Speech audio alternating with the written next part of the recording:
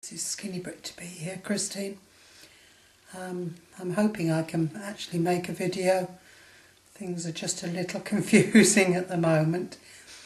Okay, for those of you who don't know, last Tuesday the 18th of January I had my RNY gastric bypass in the UK. And for all you pre-oppers, the surgery etc. went very, very well. No complications with the surgery, etc. But there were some problems, but they were only associated with pre-existing things to do with me personally, not something that I think are generally happen to people. So please, the surgery was absolutely fantastic. I had almost zero gas, and I can honestly say that I think once, maybe twice while I've been in hospital, I've actually taken some Dalcoes just to help with the wind, but I'm not even sure that it was wind that was actually troubling me, etc. Everything was a little strange. Anyway, I had to arrive at the hospital at 7:30 in the morning, and we arrived a little bit early. A couple of other patients had already arrived, and I was told that I was third on the list, which probably meant that I was going to have to wait till nearly lunchtime. Anyway, we had to go initially to the surgical admissions lounge.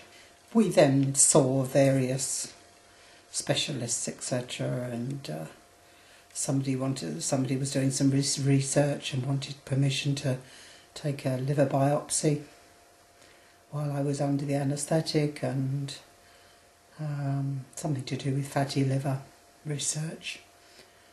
And I saw the anaesthetist, and I went through with her, explained how I suffer from vertigo, particularly post-op, and she said she made a very large note about it, and also said that she would give me some Stemetil, which is something that I usually have for vertigo, which usually sort of deals with it, etc. But it's the anaesthetic that purely brings on the vertigo, and that's sort of just what happens to me. It wouldn't matter if I had a wisdom tooth out under anaesthetic. It is just how my body reacts to an anaesthetic, and please don't take it as read that that's something that will happen to everybody, because there were sequences of events that could potentially scare pre-oppers, etc. But because I've already gone through two knee replacements, I'm quite aware of how the anaesthetic affects me, etc. Anyway, all the people that I spoke to sort of in the surgical admissions lounge were really helpful, listened to my concerns, and agreed with whatever wishes I had, etc. Anyway, they brought me a fizzy paracetamol to take, and a Brufen and an ibuprofen, which I was sort of quite surprised about, to take pre-op, and sort of settle down for a wait. Well, it turned out that the first patient actually didn't turn up, because on the surgical list were various operations, vascular type operations as well, and presumably whoever was supposed to come wasn't well enough to attend. The second person on the list required some equipment which had broken down in the operating theatre, so they were having to send to one of the other operating theatres to borrow the equipment. So at 9:10 I suddenly found myself walking down the corridor to the operating theatre. The staff in the operating theatre, I just cannot say how friendly and welcoming they are. Not that I saw them for very long. They got me onto the operating table, that wasn't a problem. Sort of stretched my arms out, told me exactly what they were doing, when they were doing it, introduced everybody introduced themselves and they were all joking and including me in the conversation, etc.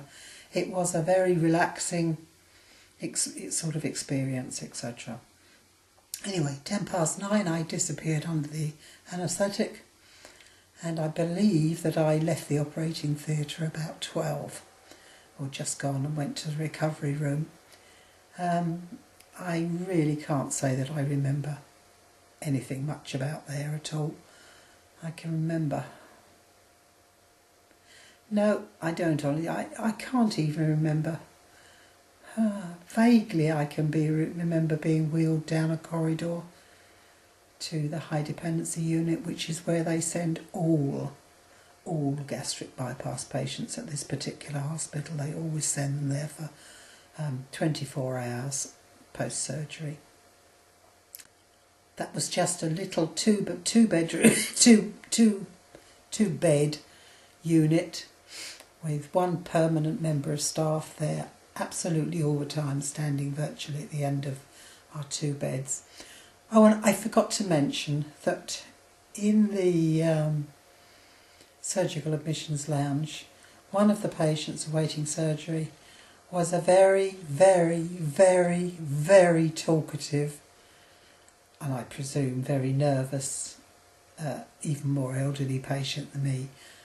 I think she answered every question from all the consultants that spoke to her with her life history. And all the time that I was in the surgical admissions lounge, I do not think she stopped talking for more than 1 minute. Anyway, it just so happens that when I got to the high dependency unit, the lady in the bed next to me was this somewhat older lady. And I was blessed with several hours while she slept after her surgery. But she talked all night because, of course, she had a captive audience in the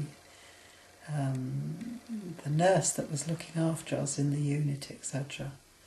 And consequently, I suspect I only got an hour or 2 sleep at the most that night. And they actually got me out of bed probably about 7 o'clock for a call of nature, etc. And straight away I was aware that my vertigo was already starting to come on, etc. And but we weren't expected to stay out of bed anyway. So I stayed there with my very talkative neighbour, luckily a curtain between us, so I wasn't having to respond to her because I was in no fit state to hold much of a conversation. Even my poor husband didn't get much of a conversation from me. The thing I was in virtually zero pain. The only time that I can say I went, oh, was actually when I got out of bed to sit on the commode. Okay, sorry, too much information, but that is the first time that my stomach had actually had to rearrange itself southward since surgery, and it was as though every stitch and misaligned piece went, oh, and it's sort of the feeling that your stomach's going to almost sort of drop out. But once that subsided, that was fine. And in fact, that was the worst occasion. After that, every single time that I got up, etc., it got easier and easier. They did keep me in the sort of semi-sitting position, etc., and that was definitely the most comfortable position. But from my point of view, I was sort of so out of it that I didn't care what position I was in.